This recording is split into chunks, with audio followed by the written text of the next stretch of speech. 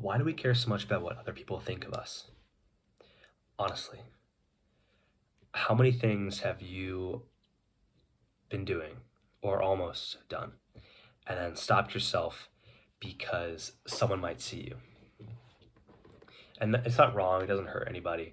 It's just because maybe it looks cringe or weird, or you think that they'll have some kind of, new perception of you, even when you don't even know them. And I'm someone who does this a lot, unsurprisingly, I think.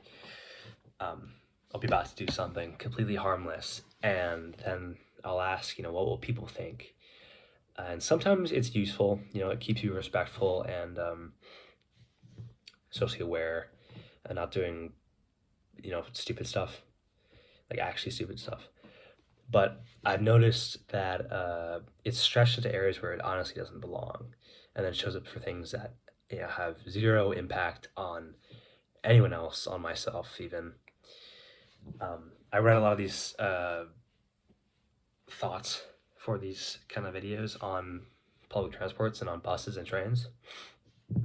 And Tuesday or Monday, sometime this week, I was on a packed train at like 8:30 in the morning when it's always super busy.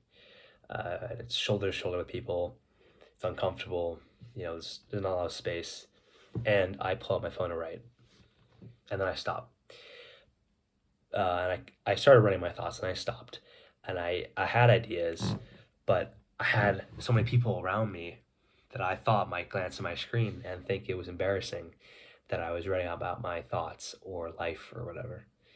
And when I caught myself doing that, I put my phone away. And then I realized I don't care what these people think of me because I don't know them. And thinking about them like I don't know them actually is a lot more helpful. These people, they don't know my name. They don't know who I am. They're not going to see me again, probably ever. Um, they should not get a vote, in what I do in my day to day life. And I think that's been a little helpful. Recently, I started walking on the treadmill to get my step count up because I'm on a cut right now, a diet. And when I'm doing that, I'll be reading a book. It helps me get my steps in, keeps my brain busy, which is probably another problem in it of itself, but I enjoy it. And my friends all think it's super weird and performative male kind of thing. But and if someone else saw me, they'd probably think it was weird and odd. But I don't really care. It works for me. So, and I enjoy it. It's nice. It's relaxing. So obviously, you're capable of not caring. Just not super consistently. And this is probably a symptom of a bigger thing, which is people pleasing. And that starts off as, empathy and awareness, which are good things. But then it's going to grow into, an invisible audience in your head judging everything you do. And you start living like you're being watched, even when you're not. And honestly, most people are too busy thinking about themselves in the exact same situation that you are to think about you at all. Even if maybe it's just a quick glance and like a comment to themselves, but honestly, I don't think they really care. Realistically, I and to me, honestly, I see people do things that are cringe or weird to me a lot. You know, people, dressing weirdly, uh, filming things, being loud with their friends or whatever, being obnoxious. Um, you know, and honestly, when you think that it's kind of cringe, and then you think about it a little bit longer and you realize that they're probably a lot happier than you are right now in that moment because I don't think they're busy self monitoring their behavior at all. They're expressing themselves. They're not scared to be seen as weird.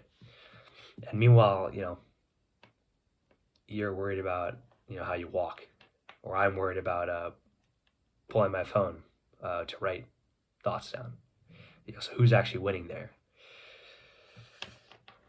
So Um, and people love to say, just stop caring what other people think. And this is kind of what video is about. But, that advice always feels kind of fake, because it skips all the process. No one wakes up one day immune to judgment. It's still going to affect us when we do stuff. But over time, I think, doing it again and again, slowly your brain is going to learn that it's safe to do these things and stop caring about what other people are thinking about what you're doing. So at the end of the day, I think people will forget most of what they see, but you'll remember the things that you didn't do because you were scared.